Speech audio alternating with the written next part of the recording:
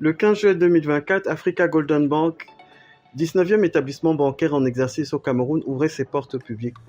Fondé il y a 27 ans en tant qu'établissement de microfinance.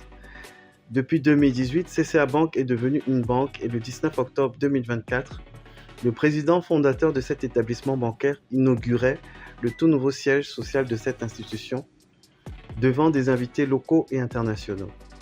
Dans la même foulée, le 6 décembre 2024, M. Henri-Claude Oyima, président du conseil d'administration de BGFI Bank, inaugurait le siège social de cette banque à Douala. Ces trois événements relancent la réflexion autour du paysage bancaire et de la structuration des marchés financiers au niveau local.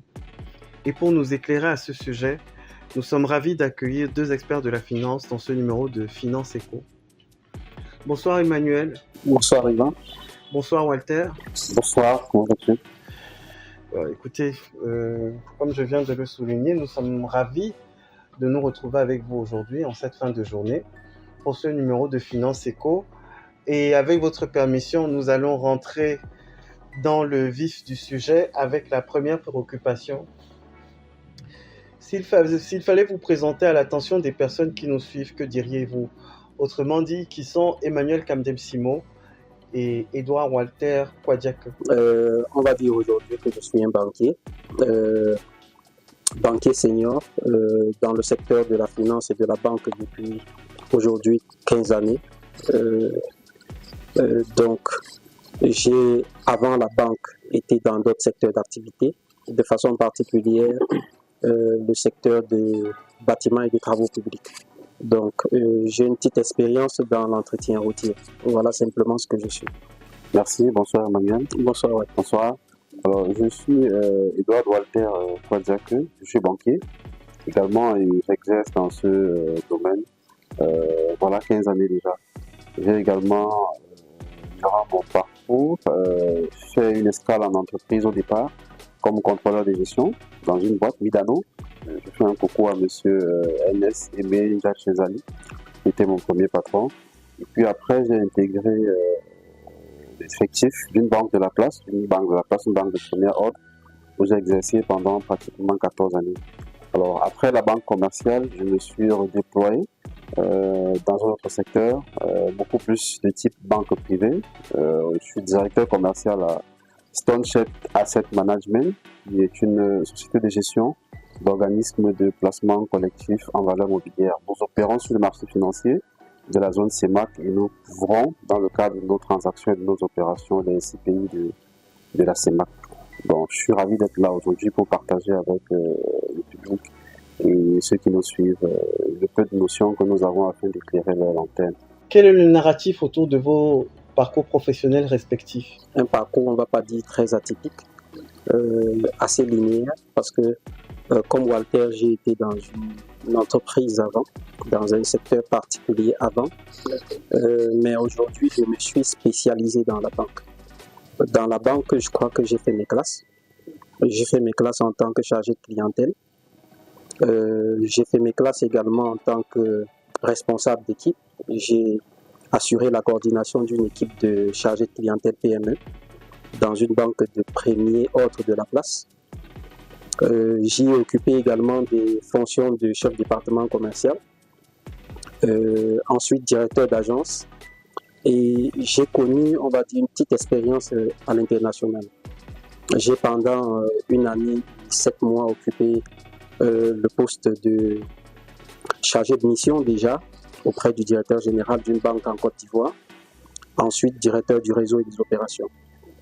Donc, à la suite de cette belle expérience, à la suite de cette très belle expérience, j'ai dû retourner au Cameroun pour porter avec plusieurs autres personnes un projet qui nous tenait à cœur, notamment l'ouverture d'une nouvelle banque dans notre paysage. C'est, on va dire, une expérience qui est déjà mise en place et c'est celle que nous suivons en ce moment.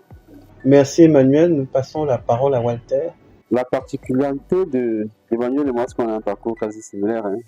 On a un parcours quasi similaire. C'est bien cela. D'ailleurs, on est entré au même moment dans cette banque de premier ordre dans laquelle on a on a cheminé durant tout le parcours. Donc oui, effectivement, à la fin des années 2009, on est recruté. On se déploie, moi à titre personnel déjà comme analyste. Ce sont les premières fonctions que j'ai occupées comme analyste. Après, je suis affecté à Douala. Je découvre Douala en 2010. Je suis affecté à Douala comme chargé de clientèle, gestionnaire dans la même banque. Poste que j'ai occupé pour pas très longtemps parce que les performances effectivement que j'ai produites ont fait en sorte que je puisse être promu au poste de directeur de l'unité à laquelle j'ai été affecté sur Douala comme gestionnaire, comme chargé de clientèle. Donc très tôt dans ma carrière, j'ai commencé à occuper des postes de direction. Bon, j'ai dirigé cette unité-là. Après, j'ai été affecté au central, dans l'unité centrale, dans laquelle j'ai occupé également le poste de chef de département commercial, de chef de département corporate, grande entreprise. J'ai également été directeur de succursale de cette unité. J'ai été directeur de succursale cumulativement avec les fonctions de chef de département commercial. C'était rare que sur une note de service, le nom de quelqu'un est reporté à deux reprises sur deux fonctions différentes que je cumulais. Dieu merci, c'est avec bravoure que les choses se sont passées. Et j'ai été redéployé dans une autre unité pour la restructurer parce qu'elle était en défaillance. Cette unité-là, que par la force des choses, j'ai pu restructurer en 2 années et demie. C'était parti pour un challenge de 5 ans. Mais en 2 années et demie, je l'ai remis sur les rails et puis je l'ai hissé au top de sa performance historique. Performance jamais faite par cette unité depuis sa création. Après ça, les événements de la vie, la force des choses, le goût et l'envie de voir autre chose m'ont amené, m'ont poussé dans l'écosystème plutôt financier maintenant, du marché financier. Et donc, je me suis redéployé à Stonechat Asset Management, qui est une société de gestion d'organismes de placement collectif en valeur mobilière qui opère sur le marché financier de la CEMAC. C'est une société qui est agréée COSUMAF, Commission de surveillance des marchés financiers. Et donc, nous traitons des sujets qui concernent l'accompagnement des États lorsque les États ont besoin de ce fait financier. Concerne également la collecte de l'épargne publique. On fait l'appel à l'épargne publique, on accompagne, on conseille nos clients sur toutes les questions de placement, sur toutes les questions de choix d'investissement, sur toutes les questions de gestion de leur portefeuille. Donc, c'est une activité assez exaltante. Déjà dû au fait qu'elle est un peu nouvelle dans l'écosystème de la CEMAC, et donc ça fait du bien d'être parmi ceux qui commencent à porter ce message-là. On se démerde au quotidien assez bien pour pouvoir vulgariser, n'est-ce pas, les questions de marché financier auprès du public, auprès de la jeunesse de notre pays. On fait des conférences dans les établissements, on fait des conférences dans des milieux pour permettre aux gens d'être au fait de cette nouvelle façon de faire, de cette façon de voir les choses qui est plutôt déjà suffisamment bien répandue dans les économies internationales comme en Europe, comme au Maroc, en Afrique du Nord, également en Afrique de l'Ouest où cette activité des marchés financiers est beaucoup plus avancée qu'au niveau de la zone CEMAC. Donc on essaie au quotidien avec, n'est-ce pas, l'accompagnement du régulateur qui nous encadre, de vulgariser, de permettre aux agents économiques de notre pays, de notre sous-région, de profiter, n'est-ce pas, des avantages, des bienfaits, du bien fondé de ce marché-là. Le paysage bancaire aujourd'hui au Cameroun. Quel est votre point de vue au sujet du paysage bancaire aujourd'hui au Cameroun? Est-ce que les services proposés sont adaptés aux besoins des consommateurs? S'il faut dire adapter, on va dire répondre par l'affirmative, ce serait un peu excessif. Je crois que les besoins sont changeants, très changeants d'ailleurs, et ces besoins évoluent très rapidement. S'il faut aller 10 à 12 ans en arrière, on ne parlait pas de mobile money,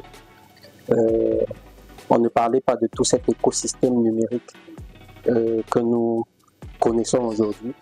Mais je pense simplement que les besoins sont tellement évolutifs. Maintenant, ce qu'il faut regarder, c'est comment est-ce que les banques s'arriment à ces besoins-là. Est-ce qu'on est satisfait par ce qu'on observe aujourd'hui? Là, je vais plutôt dire oui. Je vais dire oui parce que je pense que si je regarde les 18 banques qui opèrent sur le marché avant la 19e, elles se sont arrimées totalement aux besoins des plus jeunes, qui étaient des besoins qui ont évolué avec leur environnement, un environnement, on va dire, beaucoup trop technologique. Donc, je pense, à mon humble avis, que de façon progressive, les banques travaillent à donner, à s'arrimer et à répondre aux besoins de leurs différentes clientèles. Maintenant, à côté peut-être, elles doivent anticiper sur ce qui sera demain, parce qu'il faut bien se mettre à la place du client de demain. Si on ne veut pas être en retard sur le marché aujourd'hui, donc globalement, on suit la tendance. Maintenant, il faut anticiper, je pense. Notre environnement est vraiment un environnement dans lequel l'information est l'information vraie, ou la vraie information est une denrée extrêmement rare. Extrêmement rare. Et dans un environnement où il y a asymétrie d'information, dans un environnement où la gestion de l'information n'est pas, j'allais dire entre guillemets, parfaite, les banques avancent prudemment. Les banques avancent lentement. Parce que n'oublions pas, les banques gèrent les fonds publics. Les banques font juste de l'intermédiation. Elles collectent, elles gèrent et elles doivent rendre compte aux propriétaires, aux véritables propriétaires de ces épargnes-là, de ces collectes-là, qui sont le public, qui sont les ménages, qui sont vous et moi. Donc, l'engrenage qui est encore truffé d'asymétrie d'information fait effectivement que l'écosystème bancaire et financier va à pas de tortue. Mais je pense que il y a de la volonté gouvernementale quand on entend les interventions de nos dirigeants et autres d'ACI. J'ai vu d'ailleurs dans une conférence où j'étais à Yaoundé, à la Finance Week, j'ai vu une entreprise qui a créé une fintech, on parlait de fintech tout à l'heure, qui a créé un module, une application qui venait résoudre le problème d'adressage. Parce que voyez-vous, ça c'est un gros problème auquel les banques font face. Quand vous voulez accompagner un client, on a du mal à les localiser. On a du mal à les identifier, à avoir la certitude qu'ils sont à un point A et qu'après l'accompagnement, après les solutions apportées, ils seront toujours à un point A. Ou alors s'ils vont du point A à B, qu'on puisse avoir la maîtrise ou le suivi de cela. La fintech, là, qu'on appelle FindMe, je crois, a commencé à proposer une solution qui va venir effectivement améliorer, qui va venir ajouter un pas à celui que les banques étaient déjà en train de faire. Donc pour moi, le gros handicap, c'est la symétrie d'information. Là-dessus, les banques travaillent, l'État également fait sa part. On pourrait aller un peu plus vite, on pourrait faire mieux. Et je crois que l'écosystème dans son ensemble est dans cette mouvance parce que le client est de plus en plus exigeant. Donc, on est obligé de presser un peu plus le pas. Toujours en restant dans la même mouvance, avec votre permission, bien entendu. Deux notions maintenant, banque digitale et inclusion financière. Quel lien établissez-vous entre ces deux notions dans un pays tel que le Cameroun, où le taux d'accès des populations à Internet est chiffré à un peu plus de 30%? L'inclusion financière, la banque digitale est le gage. Enfin, l'inclusion est le gage de l'inclusion financière. Aujourd'hui, il y a un handicap à l'inclusion financière. C'est la non-disponibilité véritable d'Internet. Parce que quand on parle de digitalisation, c'est qu'effectivement, quelqu'un peut être dans n'importe quel coin du Cameroun et avoir accès aux services financiers ou bancaires. Tu peux être dans ton village à Fotoni ou dans un coin de Banjoni ou dans la Kolofata au nord du pays ou à Tarenkon dans le nord-ouest ou à San Minima dans un coin reculé. S'il faut que tu te déplaces pour la métropole pour avoir accès aux services financiers ou bancaires, on est encore loin du compte. Pour parler de l'inclusion. Dans le cas même de l'inclusion, pour ma part, c'est la stabilité effectivement d'Internet qui est une ressource majeure, qui est une ressource, j'allais dire, stratégique dans ce dispositif ou dans cet écosystème effectivement d'inclusion. Tant qu'on n'aura pas résolu ça, on aura du mal. Parce que il suffit que vous soyez dans un coin, dans votre village, c'est à peine si vous avez le réseau pour appeler. À plus forte raison pour vous connecter, pour utiliser un service digital de banque, consulter votre compte en ligne ou alors faire une opération d'Orange Money, de Mobile Money, de Sarah ou tous les services digitaux qui existent sur le marché. Vous allez voir que ces services-là ne sont utilisés en général que quand on est en métropole, quand on est dans des grandes villes. Quand on va dans les zones reculées, quand on va dans les villages, on a du mal. C'est à peine si vous pouvez avoir accès à Internet, c'est à peine si vous pouvez initier dans votre compte un virement d'un point à un autre, d'une personne à une autre, dans des zones où vous n'avez pas Internet. Donc la clé, c'est peut-être qu'on passe finalement à la véritable 4G ou à la 5G, ou tout au moins qu'on rende Internet disponible dans tous les quatre coins de notre pays. Si c'est fait, ça va faciliter de manière vraiment... Parce que même si les banques devraient s'installer de façon physique, dans des zones non couvertes par Internet, il y a un problème. Parce que le dispositif bancaire fonctionne également avec Internet. Donc pour moi, c'est un frein majeur, n'est-ce pas, à l'inclusion financière. Parce que la maman qui est au village, qui fait des champs, qui n'est jamais sortie de son biotope, ne lui demandez pas de venir en ville ou à la capitale pour faire des transactions bancaires. Elle va rester, elle et ses avoirs, elle et ses ressources financières hors du système financier.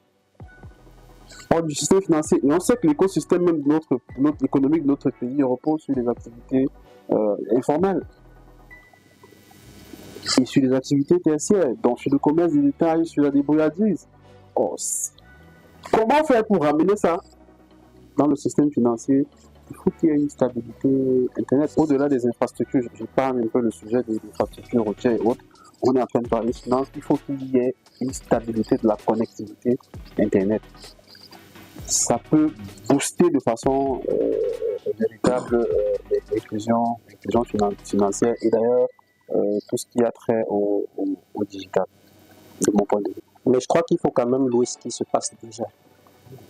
Il y a 10 ans, 15 ans en arrière, lorsqu'on souhaitait envoyer de l'argent à maman au village, on était obligé de lui envoyer ça dans un espace physique où elle devait se déplacer pour aller chercher de l'argent. Et ça, c'était assez pénible. Je crois qu'avec la contribution de Telco, il y a eu beaucoup d'évolution. Et cette évolution a permis de sortir un ensemble de personnes marginalisées encore de ce circuit bancaire-là vers le circuit bancaire. Donc, il y a eu beaucoup d'avancées. Ça, c'est une chose, c'est clair et net. Donc, aujourd'hui, pour réduire la facture, pour se dire qu'il faille augmenter le taux d'inclusion financière, il faut véritablement travailler à être à la disponibilité d'Internet.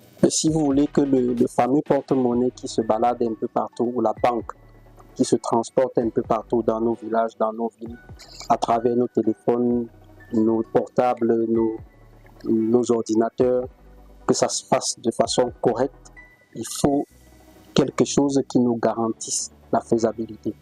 Et ça, c'est Internet. Mais j'ai dit encore, on est, à mon sens, sur la bonne voie si on regarde les avancées qu'on a eues il y a 10 ans aujourd'hui. Je pense qu'il faut continuer de travailler à améliorer la connectivité. Ensuite, on va pouvoir capter l'écosystème qui est exclu aujourd'hui de tout ce qui est banque, de tout ce qui est finance et améliorer le taux d'inclusion financière. Nous voulons aborder un point essentiel, c'est-à-dire celui dédié au marché financier. Déjà, est-ce que vous pouvez définir à l'attention des personnes qui nous suivent la notion de marché financier? Qu'est-ce que le marché financier? À quelle réalité renvoie la notion de marché financier? Il est important que tout le monde comprenne. pour comprendre la question du marché financier, il faut la ramener simplement à celle du marché en lui-même. Un marché, c'est quoi? On a le marché de Bonamo Sadi, le marché de Bonapriso, le marché de Nkololon, le marché de Aqua, le marché de Banjon, le marché de Fumban. Un marché, c'est simplement la rencontre entre l'offre et la demande. La rencontre entre des gens qui ont des biens qu'ils veulent céder et ceux qui ont les moyens de pouvoir acquérir, tout au moins ceux qui ont besoin de ces biens. C'est ça en général la logique du marché. Il ne change pas lorsqu'on ajoute le terme financier à côté. C'est même qu'une expression. Maintenant, qui vient faire la frontière entre ce qu'on échange dans un marché classique, qui peuvent être des biens pour se nourrir, qui peuvent être des produits alimentaires et autres, et qui nous ramène maintenant plutôt à la question financière, à la question de l'argent, la question fiduciaire. Donc, un marché financier, c'est un lieu de rencontre, comme on l'a dit pour le marché classique, entre les demandeurs et les offreurs des valeurs financières, entre les demandeurs et les offreurs des actifs financiers, ceux qui sont en possession d'actifs financiers et ceux qui veulent en acquérir. Voilà de façon vraiment simplifiée, sans complication, la compréhension qu'on pourrait avoir de la question de la définition du marché financier. Un lieu de rencontre entre ceux qui ont des actifs financiers et ceux qui veulent acquérir des actifs financiers. Et pourquoi ils se rencontrent? C'est pour négocier. Ils ont un bien, il y a un bien qui est cédé, il y a un bien qui veut être acquis, et ils veulent donc négocier sur le prix de la transaction. En réalité, c'est ça l'objet de la rencontre. C'est vraiment, comme il l'a dit de façon assez simple, la réalité du marché que nous connaissons ailleurs. C'est que nous y allons parce que nous avons quelque chose à acheter, et ceux qu'on retrouve là-bas ont quelque chose à vendre. Et donc, on se rencontre pour négocier si oui ou non on est d'accord sur le prix de cession de l'objet de la vente. Donc, pour le dire simplement. Nous avons fait exprès de segmenter. Une fois qu'on a clarifié la notion de marché financier, quel est votre point de vue au sujet de l'état actuel du marché financier au Cameroun? Quand on parle de marché financier, c'est beaucoup plus en termes de zone monétaire. Donc, je dirais le marché financier de la CEMAC. Voilà, parce que la bourse ou alors le marché financier dans notre zone couvre la zone CEMAC et les 6 pays de la zone CEMAC. Alors moi, ma perception c'est un marché qui est jeune. J'ai failli dire embryonnaire, mais embryonnaire pour parler de jeunesse, parce que c'est véritablement en 2003 que la première, qu'on a commencé à bouger cette affaire. Et puis, il n'y a pas 10 ans que la Banque centrale s'est mêlée de façon véritable avec des actifs à commercialiser sur la place et tout. Il est encore embryonnaire. Et je dis il est embryonnaire par rapport au marché voisin ou alors au marché international. Quand je parle de marché voisin, c'est les autres marchés financiers au niveau de l'Afrique. Et quand je dis international, c'est les marchés financiers des places européennes et autres qui sont beaucoup plus dynamiques et beaucoup plus sophistiqués que ça. Donc le marché financier de notre zone monétaire au niveau de la CEMAC, il est jeune. Et puis aujourd'hui, on a un leadership à la tête du marché financier qui est de la commission de surveillance des marchés financiers, qui est l'organe, qui est le régulateur des marchés financiers, qui fait un travail assez remarquable au niveau de la communication et de la vulgarisation, n'est-ce pas, de ce qu'est le marché financier, afin que davantage on puisse avoir une plus grosse inclusion. On parlait d'inclusion financière tout à l'heure, qu'on ait une plus grosse inclusion de la population, n'est-ce pas, aux questions du marché financier. Il est assez jeune dans notre zone, mais il fait déjà beaucoup. Il faut dire qu'en 2022, à la clôture de l'année 2022 sur le marché financier, les actifs qui ont été négociés étaient de l'ordre d'à peu près 400 milliards. Mais à la clôture de l'exercice 2023, on est passé à peu près à l'ordre de 650 milliards d'actifs sur le marché financier. Je suis convaincu que à la clôture de l'année 2024, qui est en cours, qui tire vers sa fin, on pourra avoisiner les 1000 milliards au niveau de ce marché-là. Donc, il évolue prudemment, aucune zone monétaire ne se développe véritablement dans le monde de façon structurelle sans le dynamisme de son marché, sans l'apport de son marché financier. Parce que sur le marché financier, c'est le lieu effectivement où on a non pas les épargnants, mais plutôt les investisseurs. C'est-à-dire des épargnants qui viennent avec une logique de gain. À la recherche du gain, ils ont donc la faculté de pouvoir se délaisser de leurs ressources sur des thèmes parfois un peu plus longs. Ça veut dire les gens qui ont une épargne et qui se disent, bon, ok, je veux que mon épargne soit productive, qu'elle soit rentable, je la place sur un terme un peu long pour bénéficier des rendements élevés, pour bénéficier des produits véritablement élevés. Et donc, cette épargne mobilisée et placée sur le marché financier permet aux États d'une zone monétaire spécifique d'engranger dans des ressources pour construire des projets structurants. Si un État veut faire un pont, si un État veut faire une autoroute, il ne peut pas mobiliser des ressources sur un an pour le faire. Il ne peut pas s'endetter sur une durée d'un an pour le faire. Parce que la durée de construction d'une autoroute prend beaucoup plus de temps que ça. Donc l'État ne peut que se rapprocher des places financières sur lesquelles il pourra avoir des ressources sur le long terme, des prêts sur le long terme. Et ça se fait sur les marchés financiers, uniquement sur les marchés financiers. Je crois que ce n'est pas seulement pour les États. Il faut bien dire que c'est également des véhicules de levée de fonds pour des entreprises privées également.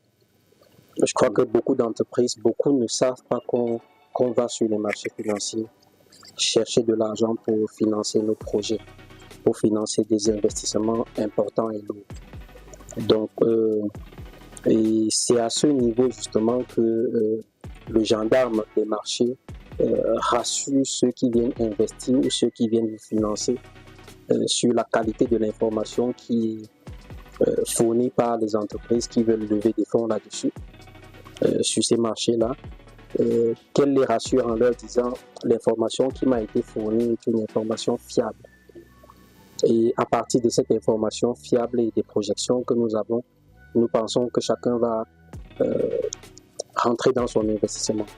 Donc, c'est également des lieux de levée de fonds pour des entreprises privées. On a eu sur la place, c'est public d'ailleurs, Alios Finance, qui s'est fait financer, qui a levé des fonds sur les marchés financiers. On a eu la Régionale Banque qui a levé des fonds sur les marchés financiers oui, pour ajuster son capital afin de pouvoir obtenir l'agrément et passer banque. Donc, c'est un marché qui est jeune, mais qui chaque jour place un pas effectivement vers une dynamique beaucoup plus ouverte, vers une dynamique beaucoup plus productive et une dynamique beaucoup plus large qui pourrait permettre effectivement à nos économies, au niveau de la CEMAC, vraiment d'impulser réellement le développement qu'on attend. Voilà. Trois événements de l'actualité financière locale qui ont retenu votre attention au cours de cette année 2024. En ce qui nous concerne particulièrement, je crois qu'on les a cités lorsqu'on est entré dans notre échange. On a deux banques qui ont inauguré les sièges, qui sont des banques qui étaient installées au Cameroun depuis un moment. Mais il y a pour moi l'actualité majeure qui est, on va dire, l'entrée sur le marché de la 19e banque, Africa Golden Bank. Donc pour moi, c'est, on va dire, l'événement majeur. Cela démontre à suffisance que des investisseurs locaux, parce que c'est une banque qui est portée par des investisseurs locaux, que des investisseurs locaux croient à notre économie, et qu'ils souhaitent accompagner cette économie, qu'ils sont dans une dynamique de développement de notre pays. Parce que lorsqu'on parle de banque, on parle à côté de financement, on parle de l'autre côté de propositions, de solutions, d'épargne et autres propositions qu'on pourrait apporter à nos différents clients. Donc pour moi, c'est les trois actualités majeures. Effectivement, ce sont les majeures, mais je pourrais ajouter en complément d'autres actualités, effectivement, qui pas des moindres, n'est-ce pas, qui ont eu lieu dans notre environnement, dans notre écosystème. On a quand même eu la note du Cameroun qui s'est améliorée sur le marché international. Le Cameroun est passé B-, économie résiliente, il faut dire que notre note était dégradée. Et là, elle s'est effectivement, la dernier organisme de notation financière qui a travaillé sur le cadre du Cameroun a vu les résultats, n'est-ce pas, à partir des indicateurs de convergence et autres, la solidité de notre économie, a produit comme résultat que la note de notre pays s'est améliorée et est passée B-, économie à forte résilience. Économie à forte résilience, donc pour moi, ça c'est un événement majeur parce qu'il est structurel, il touche quand même le pays. Et puis quand votre note s'améliore, ça veut dire que vous pouvez emprunter, non seulement sur le marché international, mais aussi emprunter à moindre coût. Parce que quand vous avez une note dégradée, ça veut dire que vous êtes un pays à risque dont les gens ont peur de vous péter ou alors vous prêtent cher. Alors, quand votre note s'améliore, justement quand sur le tableau, on finit par convenir que votre économie est résiliente, ça peut avoir un effet, n'est-ce pas, stimulateur sur les investisseurs internationaux ou même aussi locaux qui pourraient se dire ok, d'accord, la note est bonne, le pays semble être solide et puis on peut donc On peut y aller. voilà, on peut y aller. Donc ça c'est un point. L'autre événement qui pour moi a été assez intéressant à noter et que je m'en voudrais de ne pas évoquer ici, c'est la première transaction que la CEDEC, la Caisse des dépôts et consignations qui a vu le jour il y a quelques années, la première transaction qu'ils ont fait sur le marché financier. Exactement. Je reviens sur le marché financier. Donc la CEDEC a fait sa première opération de placement sur le marché financier. L'impact ou alors l'importance, pour moi, pourquoi je trouve que cette information est capitale, cette actualité est capitale ou majeure, parce qu'il y a beaucoup d'acteurs économiques, de ménages ou de particuliers ou d'autres institutionnels sur le marché financier de la CEMAC qui craignent, qui se disent mais la CEMAC là, les marchés financiers, est-ce que c'est sérieux, est-ce qu'il faut vraiment aller, est-ce que c'est prudent? Il y a encore beaucoup de gens qui apprennent, qui découvrent, on a dit que le marché était jeune et qui ont un certain type de crainte. Or, quand on voit une institution comme la Caisse des dépôts et consignations du Cameroun, qui vient sur le marché financier et qui place de l'argent, ça c'est de nature, n'est-ce pas, envoyer un signal plutôt d'assurance à l'écosystème et au marché. Donc pour moi c'est un point effectivement fondamental qu'il était important, n'est-ce pas, de souligner. Après maintenant, d'autres actualités pour finir, sur la troisième qui m'a paru être une actualité à souligner, c'est malheureusement, c'est l'événement qu'on a lu tous sur les médias et les réseaux sociaux. Sunrun, on nous a parlé d'une institution, d'une structure, Sunrun, qui est apparue, je ne sais où, d'où, comment, sur la place et qui a collecté l'épargne des gens après, c'est volatilisé.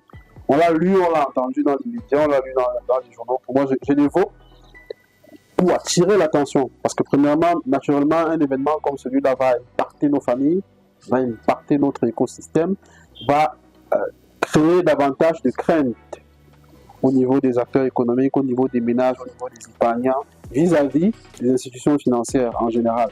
Alors qu'il aurait juste fallu que tous ceux qui sont allés vers cette structure que j'ignore aient la prudence ou la vigilance de se rassurer que cette structure est agréée pour opérer sur le marché dans le pays. Une banque, on parlait tout à l'heure de la 19e banque Africa Golden, je vais la citer, que je respecte, elle a un agrément.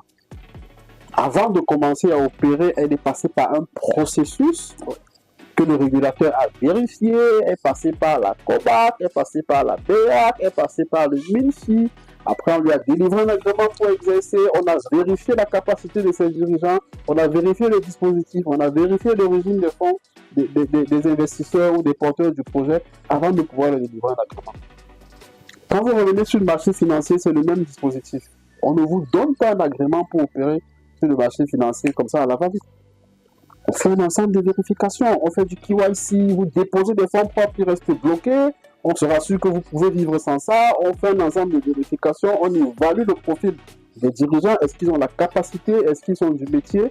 On fait tout ça avant de pouvoir vous autoriser à fonctionner. Donc, je vais m'adresser donc comme ça à ceux qui nous regardent pour dire ne mettez pas l'argent dans des structures qui ne sont pas agréées pour le faire. Parce que quand elles ne sont pas agréées, elles ne sont pas connues par les autorités de notre pays.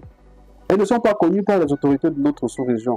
Dans un tel scandale, soyons vigilants, tous ensemble, chers abonnés, chers lecteurs, soyons ensemble vigilants pour éviter que ce type de scandale ne se reproduise, parce que c'est le scandale qui discrédite l'écosystème financier dans son ensemble.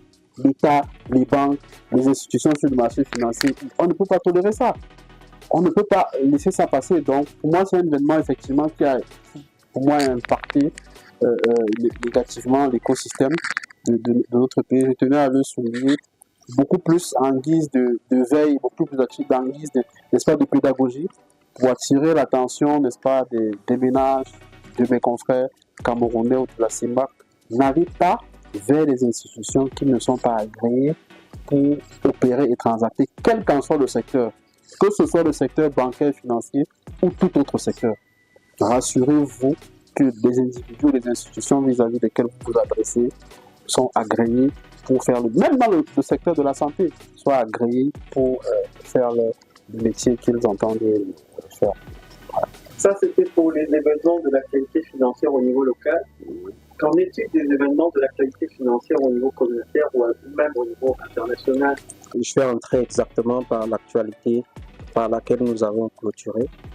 Il faut dire que Son Rhône n'était pas l'apanage du Cameroun. C'est bien une actualité qui s'est retrouvée en Afrique de l'Ouest, qui se retrouve au Cameroun et dans pratiquement plusieurs pays à côté, notamment le Gabon. Et tel qu'il l'a dit Walter, c'est le lieu d'en parler pour dire attention d'abord à tout ce qui est investissement qui vous rapporte tout de suite beaucoup d'argent. Je pense que si vous regardez l'actualité, même sur les marchés financiers, vous n'allez pas faire beaucoup plus que 7%. Je ne crois pas. Or, si vous avez des investissements qui tout de suite doivent vous rapporter du 200% ou du 100% en collectant l'épargne publique, la première question, c'est de se dire où est-ce qu'ils vont investir cet argent pour vous rapporter vos gains. Et tel qu'il l'a dit à côté, rassurez-vous simplement qu'ils aient qualité pour opérer, quel que soit le marché sur ce marché-là. Donc pour moi, c'est une actualité qui reste, on va dire, majeure. C'est pour cette raison que je l'évoque une fois de plus. Je vais parler d'une actualité un peu récente, désolé pour la France, je vais quand même l'évoquer. On a vu dans les médias, on a vu que la note de la France s'est dégradée et est passée à 3. Je l'évoque parce que c'est une actualité majeure et puis c'est un pays ami avec lequel on interagit. Et donc ça reste une actualité pour moi qui est fondamentale de l'actualité financière. Donc on a le Cameroun, la note s'est améliorée à notre côté. La note s'est légèrement baissée. Je sais que les autorités de ce pays-là vont travailler, n'est-ce pas, à pouvoir rétablir les choses pour davantage inspirer la confiance au monde financier pour ce pays, pour ma part, assez fort et assez solide. Donc voilà l'actualité comme ça sur le plan international que je voulais évoquer. Alors, quelle autre actualité sur le plan international? Alors, c'est peut-être pas une actualité, j'allais dire financière, mais c'est une actualité qui a un impact majeur sur tout ce qui est les finances. On a quand même vu que le président Donald Trump a été réélu aux États-Unis, qui est l'une des premières puissances mondiales. On a d'ailleurs vu l'impact de la réélection sur des marchés financiers. La valeur de l'entreprise Tesla, de Elon Musk, très proche du président, qui a d'ailleurs été nommé ministre de la transformation gouvernementale et tout ça là. On a vu qu'après l'élection de Donald Trump, il y a eu un mouvement très fort, n'est-ce pas, de la valeur de sa structure côté en bourse sur le marché financier. Et puis cette réélection, il faut dire, a également eu un impact sur l'écosystème global, parce que les États-Unis étaient un pays majeur, était un pays détenteur du dollar, qui est une monnaie également majeure au niveau du système financier mondial. Ne peut pas être une actualité, n'est-ce pas, de second plan. C'est une actualité n'est-ce pas, à mettre vraiment au devant de la scène. Une autre actualité que je vais, n'est-ce pas, soulever, qui est à la fois, j'allais dire, local et international. Je fais un coucou à Madame Laya Sidibé, la directrice générale de Sanlam Alliance Vie. L'actualité, c'est qu'on a vu quand même la fusion de deux mastodontes du marché de l'assurance, Sanlam d'un côté et Alliance, qui ont donné vie, naissance à une structure Sanlam Alliance, vie et non-vie. Voilà, donc pour moi, c'est une activité majeure dans le domaine de l'assurance, qui est un domaine financier. Donc, je tire un coup de chapeau à Madame Laya, qui a été nommée directrice générale de Sanlam Alliance Vie après cette fusion-là. Pour moi, c'est une activité également majeure, parce qu'on a rarement vu d'ailleurs dans l'écosystème. Parfois, des fusions démarrent et ne se terminent pas, ou tout au moins se terminent mal. Donc, pour ce cas qu'on a eu, une grosse fusion qui a eu lieu à l'échelle d'ailleurs mondiale, avec un impact au Cameroun, parce que les deux entités étaient également représentées au Cameroun. Elle s'est bien passée. La fusion a été validée par les autorités de la CIMA au niveau du Cameroun. La fusion a été validée par les autorités financières au niveau du Cameroun et d'ailleurs à l'international. Et puis, on est passé d'ailleurs à la signature des actes. D'ailleurs, il y a quelques jours, vendredi de la semaine dernière, on a tous assisté à Le 13 exactement. voilà, à la cérémonie de présentation de la nouvelle identité visuelle de ce groupe-là après fusion. Pour moi, c'est une actualité effectivement majeure. La dernière que je vais évoquer avec votre permission, qui pour moi est une actualité majeure de l'exercice, n'est-ce pas, 2024, c'est que on a quand même vu sur le marché financier que l'ensemble des acteurs du marché financier se sont mis ensemble, bien entendu sous la coordination et la supervision de la commission de surveillance des marchés financiers, pilotée par Madame Adiaba, et l'impulsion de M. Fomete, Thierry Fomete, le DG de Cori Asset Management, un confrère. Par son impulsion, l'ensemble des acteurs du marché financier se sont mis ensemble pour mettre en route un processus d'éducation financière.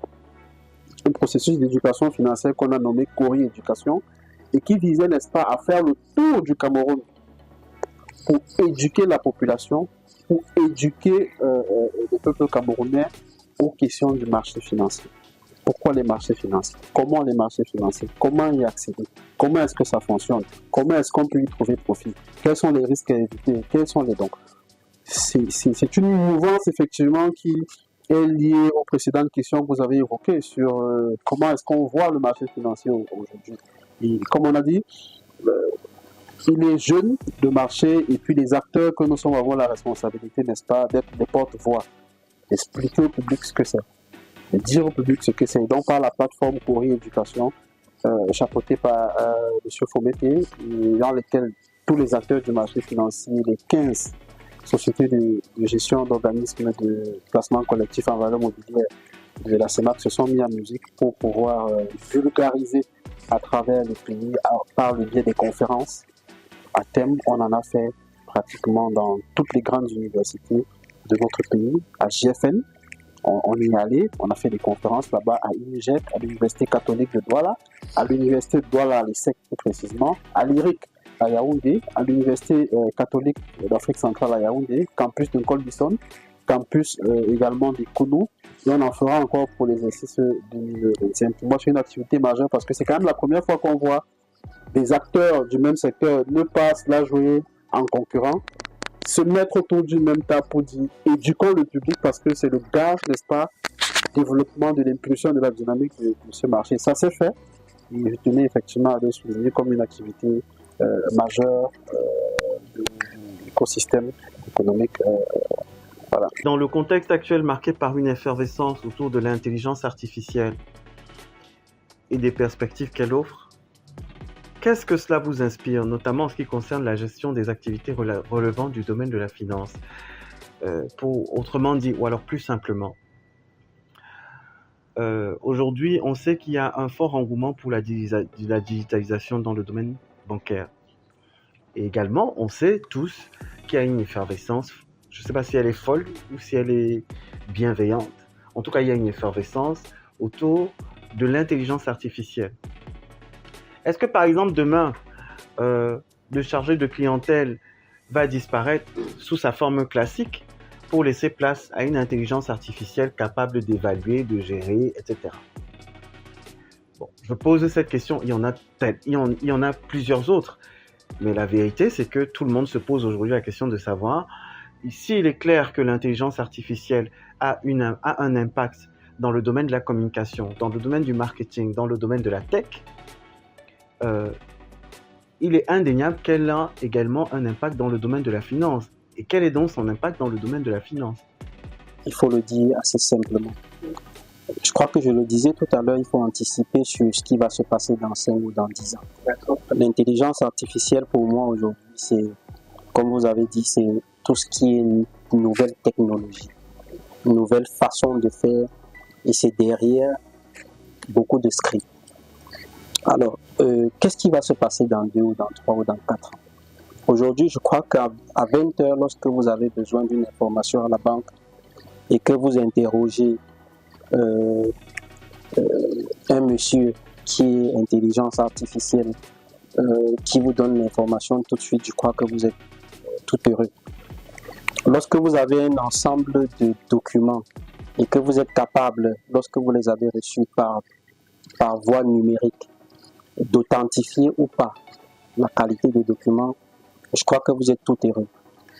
Donc, moi je pense que l'intelligence artificielle accompagne le développement et le déploiement de la banque, accompagne la fiabilité de l'information que la banque peut avoir, et donc accompagne la qualité de l'information qu'on a et qu'on utilise pour développer ou pour donner la qualité de service qu'on souhaite.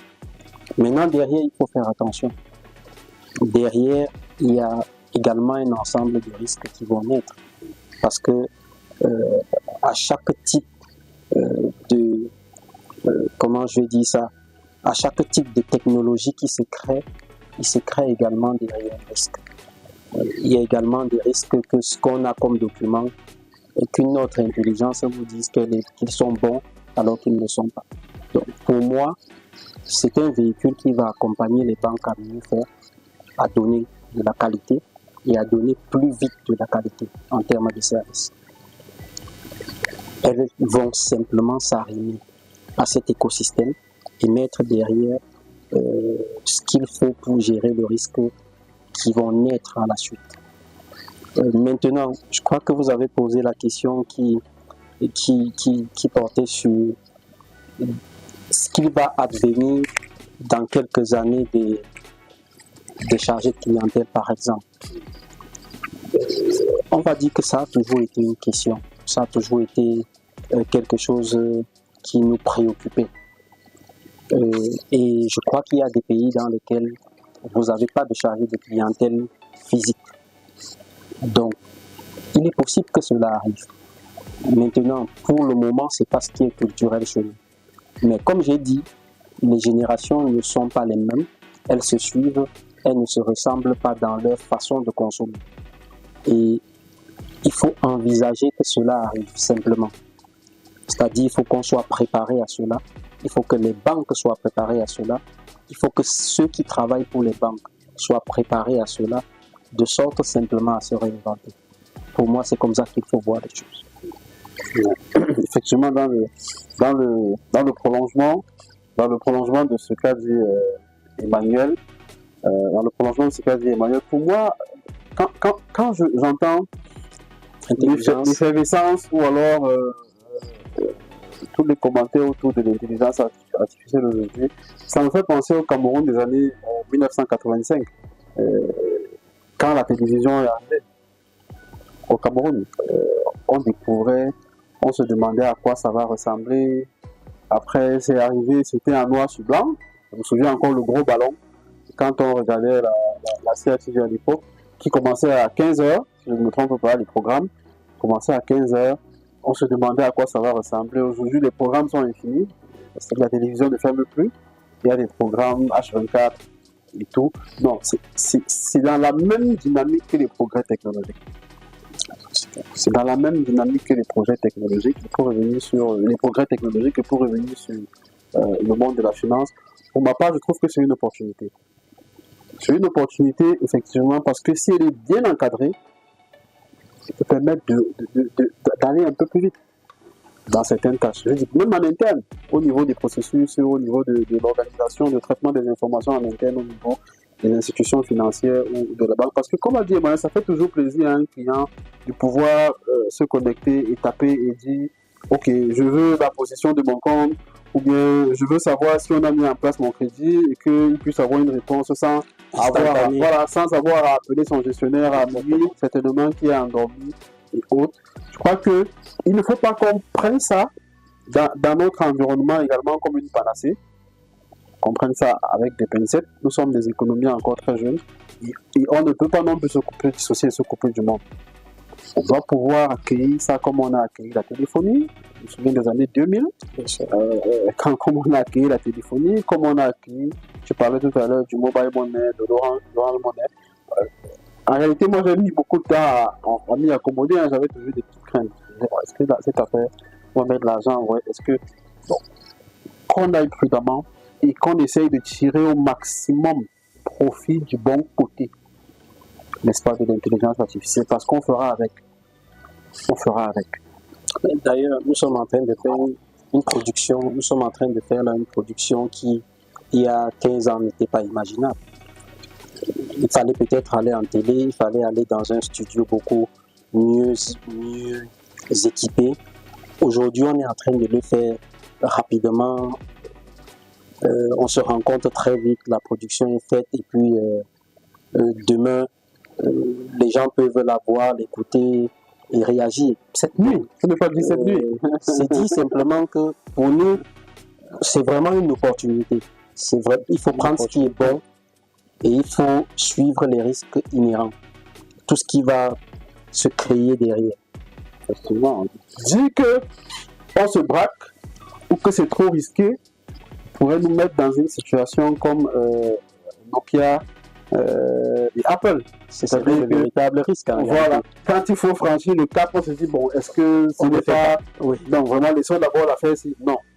Rentrons là-dedans profondément, décortiquons, prenons le bon côté, et graduellement améliorons nos processus, améliorons nos mindsets, nos façons de faire, ajustons nos pratiques, évoluons avec et incorporons ça progressivement parce que n'oublions pas, nous sommes quand même une jeune économie comparativement, n'est-ce pas, à celle d'autres mers. Donc, c'est une opportunité, l'intelligence artificielle, mais à intégrer progressivement dans nos processus en évaluant les risques, en évaluant les niveaux d'insécurité parce que, n'oublions pas, qui dit intelligence artificielle, tout ce qui touche d'ailleurs à la connectivité à Internet, il y a des gros problèmes de sécurité.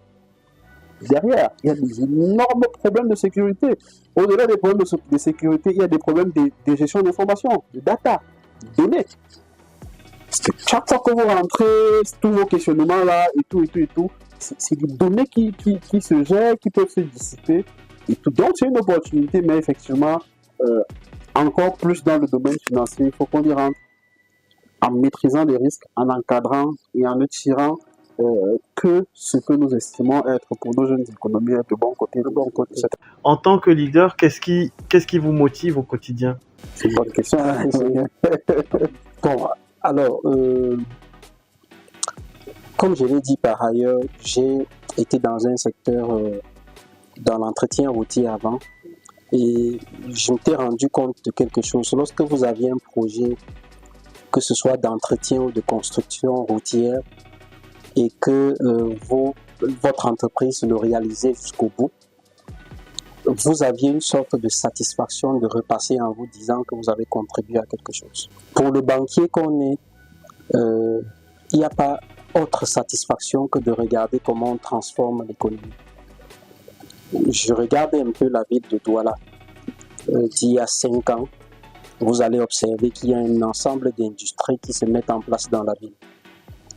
Et lorsque vous y avez contribué d'une façon ou d'une autre, que ce soit en tant qu'analyste, que ce soit en tant que directeur du crédit, que ce soit en tant que simple commercial qui est allé chercher le client, vous vous dites, j'ai quand même fait quelque chose dans mon pays. Donc, chaque matin, lorsque je me lève, je me dis, j'ai encore beaucoup à faire dans mon domaine pour accompagner notre pays à se développer. Donc, c'est cette quête de développement-là, parce que ce développement passe par la collecte de l'épargne, elle passe par le financement et elle passe par la qualité de financement qu'on donne et par le développement qui va suivre, comme je le disais tantôt. Donc pour moi, c'est vraiment la principale motivation. C'est pour moi le carburant qui me permet de démarrer chaque matin. Il y a un deuxième point pour moi qui vraiment, je trouve suffisamment excitant et qui chaque jour, quand je vois l'impact que j'ai pu mettre là-dedans, me satisfait et me donne envie d'aller encore plus loin. C'est la formation et l'encadrement des équipes et de la jeunesse. Parce que on impacte l'économie, effectivement, par des financements. Et quand on se balade, on voit les îles, les opérations sur lesquelles on a apporté un peu du nôtre pour qu'ils puissent se déployer. On en est fiers. Mais on en est encore plus fiers quand, en plus d'avoir fait ça, on marche sur la rue, on entre dans un bureau, on voit un collaborateur qu'on a contribué à former qui occupe une position d'encadrement aussi, qui occupe une position de direction, qui occupe une position stratégique et qui certainement va transmettre ce qu'il a reçu du peu qu'on a pu lui donner. Donc pour moi, c'est un challenge majeur, c'est une passion qui est la mienne et qui continuera de l'être, qui est celle d'encadrer. C'est d'ailleurs pour ça que sur le marché, tout notre déploiement en termes de tutelle, d'éducation, d'information, de faire rester dans la même veine. Je me dis, ok, au-delà des équipes, là on est vraiment en train de partager avec le grand public, nos parents, nos dirigeants, les managers, des patrons, des choses effectivement qui peuvent changer leur vie, des choses qui peuvent changer leur façon de voir, des choses qui peuvent impacter définitivement, n'est-ce pas, leur quotidien. L'exemple qu'ils peuvent copier, quoi. Voilà, à tout dire. Donc, pour moi, effectivement, cet autre aspect est vraiment pour moi comme un carburant. Quand je me lève le matin, je me dis, y aura-t-il encore des gens face à moi à qui j'apporterai le peu de ce que je sais afin de pouvoir améliorer leur façon de voir les choses, améliorer leur façon de traiter les choses, améliorer leur façon à eux d'impacter leur environnement. Et on aura toujours, je pense. Merci à vous, merci à tous les deux d'avoir bien voulu nous accorder quelques minutes de votre fin de journée pour répondre à ces différentes préoccupations, nous apporter votre éclairage surtout parce que je pense que c'est la chose dont on a le plus besoin quand on a des interrogations, être éclairé et être éclairé par des personnes avisées telles que vous. Nous pouvons retenir qu'il y a eu des événements majeurs qui ont impacté positivement l'actualité financière, que ce soit au niveau local, que ce soit au niveau international. Et nous retenons également que il est important que les personnes qui nous suivent tirent des leçons du scandale financier tel que de Sunrun pour éviter de se faire escroquer ou flouer. Nous sommes rendus donc, comme je l'ai dit, au terme de cet entretien et en même temps quasiment au terme de cette année 2024 qui a été une année longue de par des challenges que vous, que ce soit Walter ou Emmanuel, vous avez dû relever dans vos activités respectives, mais également longue, je pense, que personnellement, je me dis, je pense que nous partageons un peu le même point de vue, 2024 aura quand même été une année particulière, originale. Pour moi, c'était une année particulière. Une année particulière parce que j'ai clôturé 15 années d'expérience avec un grand groupe bancaire de la place. J'ai entamé également une très belle aventure avec une banque, une Greenfield, une toute nouvelle banque. Au passage, je dis bonjour à mes équipes à Abidjan et je dis merci à mes patrons à Abidjan également et merci à mes patrons ici au Cameroun. Donc c'est l'occasion de souhaiter à tous une très belle année 2027. Emmanuel, effectivement, l'année 2024 a été pour moi une année assez particulière parce qu'effectivement, j'ai également clôturé un parcours exaltant, un parcours dans lequel j'ai énormément appris, que ce soit sur le plan professionnel, sur le plan humain. Une année, tout au moins une expérience dans laquelle j'ai fait de belles rencontres, Emmanuel, dans cette vie-là, devenu un frère et beaucoup d'autres. Une vie dans laquelle, une carrière dans laquelle j'ai pu apporter beaucoup à mes équipes, à mes collègues, à tous ceux, n'est-ce pas, qui gravitaient autour de moi dans le cadre des multiples responsabilités que j'ai occupées. Je suis sorti de la banque commerciale pour autre chose, la question pour les marchés financiers. J'ai dit Dieu merci parce que j'aurais pu finir une vie sans découvrir